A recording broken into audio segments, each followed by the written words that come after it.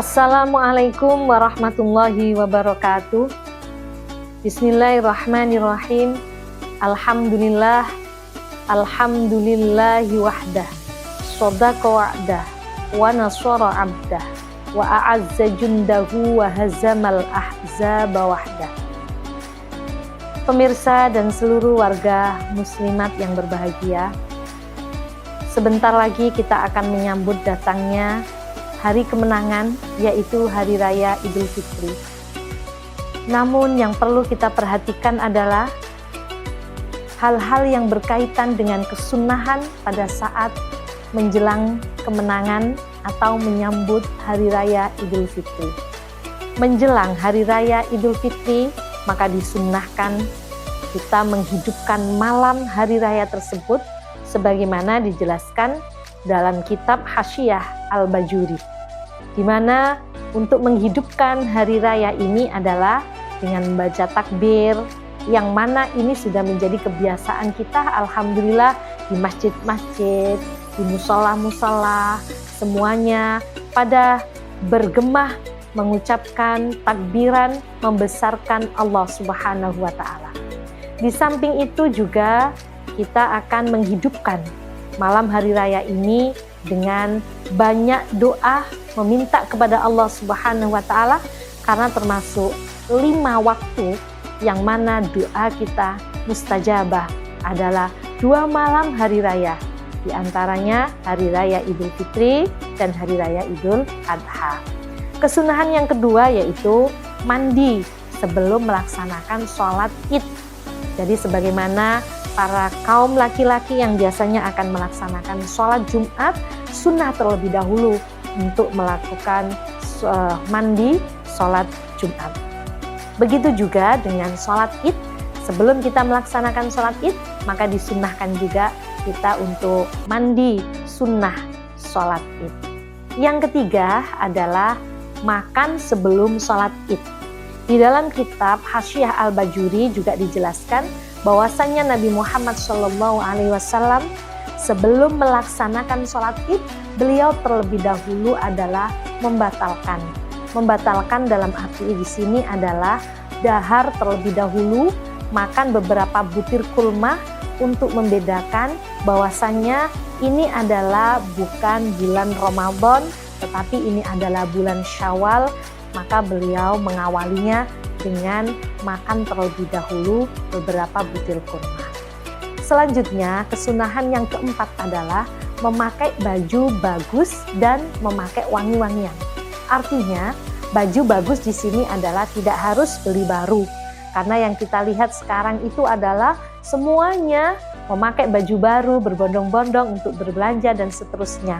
Bahkan yang dikhawatirkan adalah dia memaksakan dirinya sendiri untuk membeli baju baru sementara kos keuangannya adalah tidak mencukupi. Yang terpenting adalah baju bagus, baju yang sesuai dipakai untuk menghormati bulan Syawal, yaitu hari pertama yang disebut dengan Hari Raya Idul Fitri. Dan juga memakai harum-haruman, parfum atau semacam itulah, yang penting baunya harum. Kesunahan yang kelima adalah pada saat berangkat ke masjid disunnahkan untuk berjalan kaki. Karena apa? Dengan berjalan kaki ini akan bertemu dengan banyak karib, banyak sahabat, dan juga banyak handai tolan dan masyarakat sekitar. Sebagai bentuk ungkapan kita adalah untuk menyambung silaturahim bersama-sama menuju ke masjid dengan kemenangan dan dengan hati yang penuh dengan kebersihan hati yang telah diberi ampunan oleh Allah Subhanahu wa taala. Hal ini dijelaskan di dalam kitab An-Najmul Wahab. Sementara untuk kesunahan yang keenam adalah berangkat ke masjid adalah awal, jangan sampai telat atau mencari yang terakhir. Karena apa? Untuk mendapatkan keutamaannya menanti sholat jamaah. Di situ di dalam kitab An-Najmul Wahab disunnatkan berangkat awal supaya kita bisa duduk lama, bisa juga di sana beriktikaf dan juga memperpanjang kita membaca takbir sampai nanti dimulainya sholat id, dan kita juga akan mendapatkan keutamaannya menunggu sholat jamaah. Yang ketujuh, kesunatannya adalah membaca takbir sampai imam melaksanakan sholat id. Jadi untuk para muslimin dan muslimat semuanya, pada saat menanti dimulainya sholat id, tentulah jangan bicara sendiri-sendiri, jangan sibuk dengan HP-nya sendiri-sendiri, tapi gunakanlah kesempatan ini untuk bertakbir sampai sholat itu akan dilaksanakan. Ini juga diterangkan di dalam kitab Al-Mizhad, karena kita ini menemui bulan Syawal atau Idul Fitri lagi adalah masih tahun depan lagi, sementara kita belum tahu apakah umur kita juga Allah beri sampai bertemu dengan Syawal di tahun depan. Karena itu, Syawal yang ada ini mari kita gunakan terus bertakbir sampai imam datang dan melaksanakan sholat id. Sunnah yang ke-8 adalah pada saat kita melaksanakan sholat id, antara keberangkatan dan pulangnya disunnahkan untuk mengambil rute yang berbeda. Hal ini dijelaskan dalam kitab Hasyiah Al-Bajuri.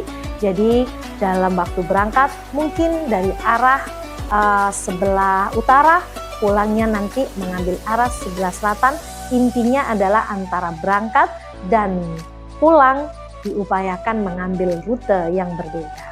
Kesunahan yang ke-9 adalah mengucapkan doa dan selamat kepada orang-orang yang kita temui, di mana setelah kita melaksanakan sholat id, tentunya kita bertemu dengan jamaah, saudara, keluarga handai tolan, maka di dalam kitab Hasyiah Bajuri sampaikanlah selamat, dan diperjelas di dalam kitab Fathul Bari bahwasanya sahabat-sahabat pada saat itu bertemu dengan antar sahabat, beliau semuanya saling mengucapkan selamat dalam bentuk doa taqabbalallahu minna wa minkum, dalam artian mendoakan semoga dari kita dan kalian semuanya diterima oleh Allah Subhanahu wa taala ibadah kita selama 1 bulan penuh.